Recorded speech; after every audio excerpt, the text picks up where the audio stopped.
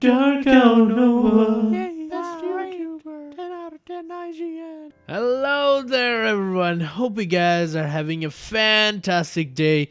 A happy new year to you guys. Hope you guys are enjoying your new year and hope your new year's resolve will not fail this time, although we know half of yours or probably mine is gonna fail as well. And welcome back to From the Depths.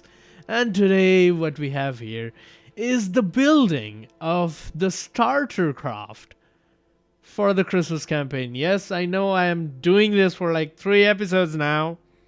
I'm trying to build a starter, but everything is ending up becoming way too expensive and way into the mid game into the Christmas campaign, and some of them are not even being that good. So what I have in mind for this one, I'll make it absolutely small, minimalistic, and will have only one cannon. This cannon, and it will propulse itself with cannon firepower. Well, I'm just kidding, but this thing is... I want to make a craft that propels itself with recoil, but yeah, that's really not feasible. That's for fun, but here we have a clipless 4-meter auto-loaded cannon which shoots hash. Pretty devastating hash, and as you guys can see, this can shoot at a pretty high fire rate of 2 seconds per shot, so 1.14 seconds of cooldown. Wow, I did not notice that. So that's almost 56 shots per minute, and that is pretty good. And heavy armor protection for the turrets, because why the hell not? We have quite a bit of resource left to work with. 10,000 resources to be exact. I want this to exactly be 20,000 resources, and this is only 671 volumes so far and 9,500 resources. So I think I'm in the right way. If not, we'll shave off the heavy armor for metal, but we'll see. All right, there's all the essential internals except the engine. The engine will probably go here. That's the ammunition? No, resource storage there. Quite protected, but not heavy armor protected because cost. Then there's this a little bit heavy armor protected, and then stone protected AI box, and yeah, that is that, I guess. Let's cover this up. There we go. That should be good enough. 1,186 volume, 13,000 resources. We have a lot of resources to work with. We just need the propulsion, the engine, and the ammo box now.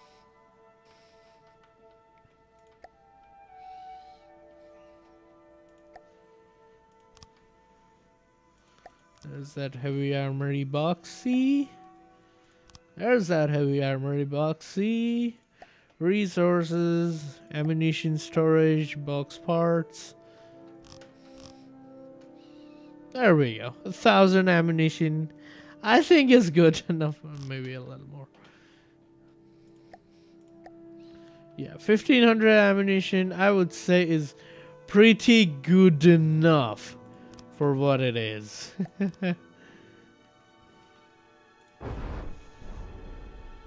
Still pretty stellar mode of propulsion, but nonetheless, I think nothing blew up. And that is what, yeah, nothing blew up. That is what matters. Fuel injector engines, because we need to save space.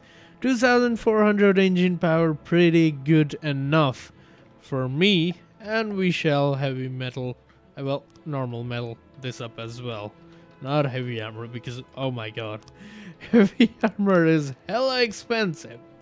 All that remains is to make the outer hull and make this thing propulsible. And I think I will go with a rubber sleigh this time, because that seems to work pretty well. So might as well do that. Yeah, right guys, looks pretty good to me, although I don't know what it is with me.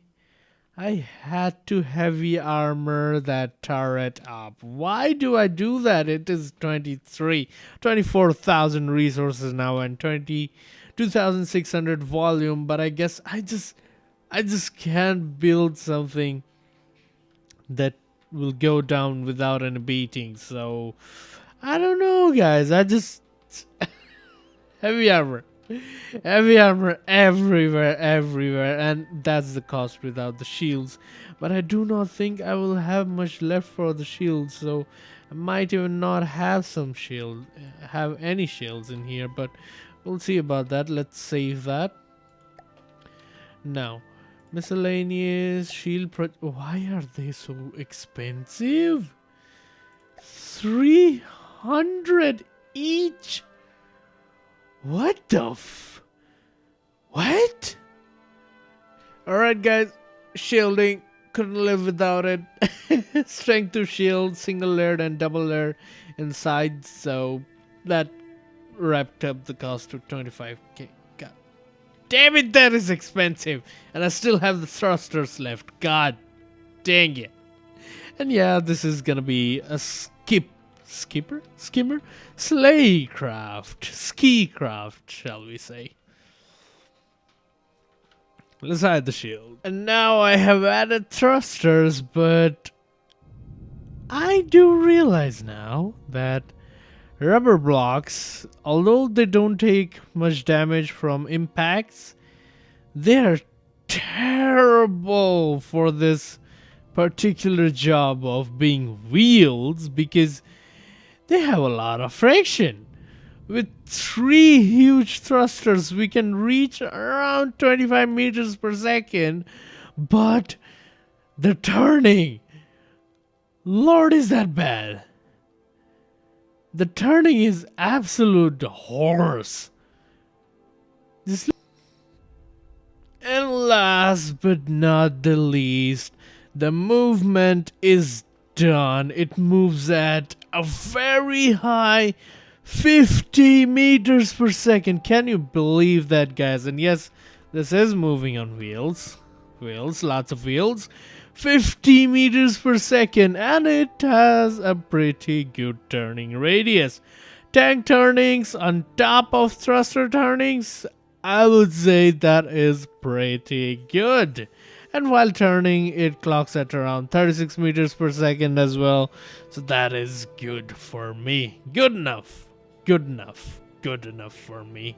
And this thing costs a measly 28k resources. God damn it. And 2785 volume. I guess that's pretty good. Pretty okay for a starter. Although my Niter starter was 10k resources and it was completely made out of wood, but I want this to survive, and I want this to survive well. What we can always do is just replace everything with wood and it will go down in cost ridiculously. I might just use a blueprint editor to make a wooden version for the start of the campaign, which will ridiculously reduce the cost of this thing and these thrusters, because there's heavy armor in this turret cab, the center of mass is a little higher than it should be in a damn tank. So sometimes while turning, this thing likes to do side flips or somersaults, you might say. So roll thrusters it is. And now, after adding those roll thrusters, it doesn't do that anymore. Please, no metal block shall fall. That's a pretty steep mountain for a damn tank to climb, but it managed to do that. So, I'm pretty happy with that. Climb up, climb up, climb up. You have the energy. You have the power, I know that. 2400 engine power is good enough. And yeah, I do realize there are no exhausts coming out from the fuel engines to outside, but that is that. The exhausts are gonna stay inside, and the exhausts are gonna be a little warm. And let's jump off the mountains. Let's see what happens. Probably gonna lose a few blocks, but who cares? Oh, rubber blocks. Haven't lost any block yet. This is the steep one. Ooh, rubber blocks. Haven't lost any blocks yet. Wow, we did not lose a single block. A single block when jumping off the mountain and climbing the mountain. These rubber blocks are working wonders, and I think I'm very happy with this craft. So all that remains now is to paint this thing and test this thing against Miku's, and we shall begin the Christmas campaign finally after so many days. I've been wanting to do this, but something just keeps coming up. And with the detection systems in place, the Krampus is looking beautiful and is ready for the Christmas campaign. Yes, I named it the Krampus. Don't ask why. I absolutely love this tank. It might not be that good in firepower. It might be way more expensive than I initially anticipated it to be, but it is good. So what I'm gonna do now is go ahead, go to a blueprint editor and change all the metal to wood. We'll have a metal Krampus and a wooden Krampus.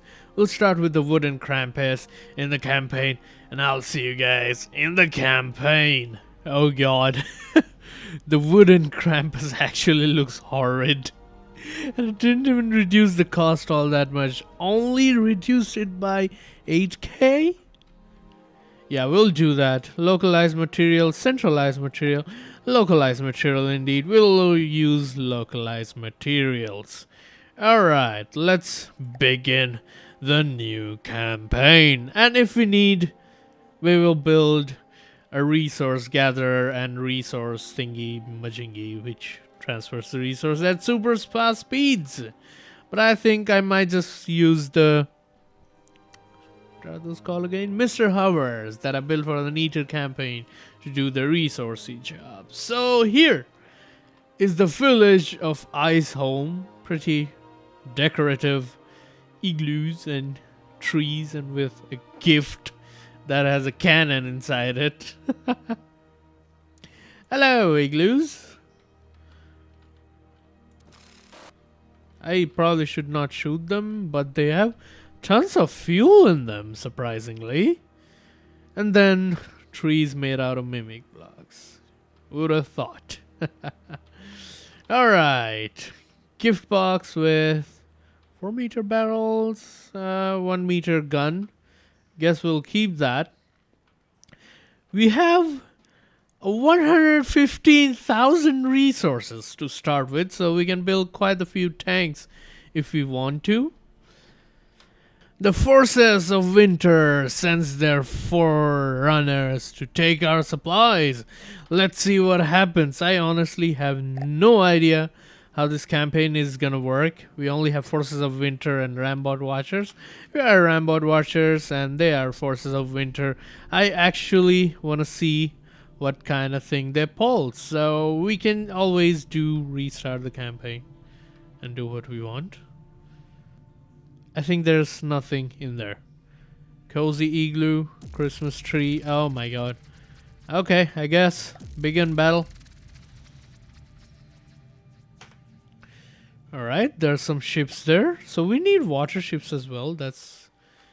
I didn't expect that. I knew there were water, but did not know there were... Oh my god. Okay. They are lasering our stuff. They have come with 3 big laser thingies. These are big. These are most definitely big. I was not expecting that much of a resistance. Alright, let's see what happens. I think we need to get back to the drawing board for this.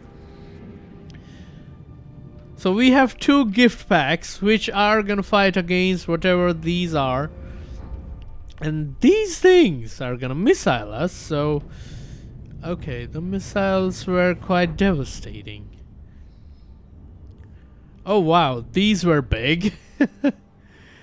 And oh my god, the amount of missiles. So I do not think our tanks will survive against this kind of missiles. Okay, huh. So they have lasers, they have missiles. I thought this campaign was gonna be super easy, but I guess not. They're super strong. What are these called? The tins. Okay. Back to the drawing board, I guess. Yep. You guys are looking at a truck. I just opened Google, typed in Optimus Prime truck because I really love that design. And then for the hauler and resource gatherer for the Christmas campaign, I just copy pasted the Optimus Prime truck design, and this ended up looking pretty great. And as you guys can tell, there are a lot of mimic block usage. I even added the rear view mirrors. Look at that. The things a mimic block can do is absolutely amazing. And initially I had wheels, then I realized this thing needs to go fast, and this thing needs to not be slowed down by any form of terrain whatsoever. So I made it into a hover, and as you guys can see, this thing has 8 resource gatherers. I don't think we need that much, but hey, what the hell? Why does it hurt to add more? So yeah, 8 material gatherers and quite a beefy 241,000 resource storage for a material gatherer come hauler, because this thing goes quite the fast, 60 meters per second. And yeah, I do realize, I have even tested that out, that the front is a little something that you would not want to have if you are making a hover, a flyer or something, because that is not very aerodynamically good. It produces a lot of drag, and I tested it out with 4-meter slopes. It actually gains 10 meters per second if I make the front dragless, but then that will destroy the looks of the things, and I think 60 meters per second is quite good enough. Quite good enough indeed, since this map is not as big as the Neater. And yeah, that is the material gatherer come hauler. So I'll name it the evil mastermind. Repair tentacle, material cost 100. Jesus Christ, are they expensive. Only 4 will do. It's already at 18,000 resources. Maybe a few more. Who knows? It doesn't hurt to add a few more, and it actually looks like it's hair. So that always helps. It's now a hipster Optimus Prime. So now we have quite a few tanks. We have a hauler. We need a defensive tower that is cheap, yet laser proof. And we need to add missile decoys to each and every one of our craft, because missiles, they are pretty annoying and they're pretty powerful indeed. So, and alright, Christmas campaign. You asked for this. You asked for this. I was building small, but no, Christmas campaign had to throw 3 airplanes with laser at me. So guess what we are making now? We are making a Doom laser. Yep, that's an Alpha Strike laser. Shooting at 4 seconds delay, 5,920 pulse damage. Why? That is kind of low. With 10,000 meter range at 68.8 AP. So I think that is not that good actually. Why is the damage so low? We might want to increase that. Maybe. Is that even? Oh.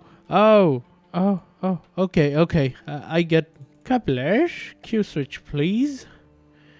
We did not need 4Q, please.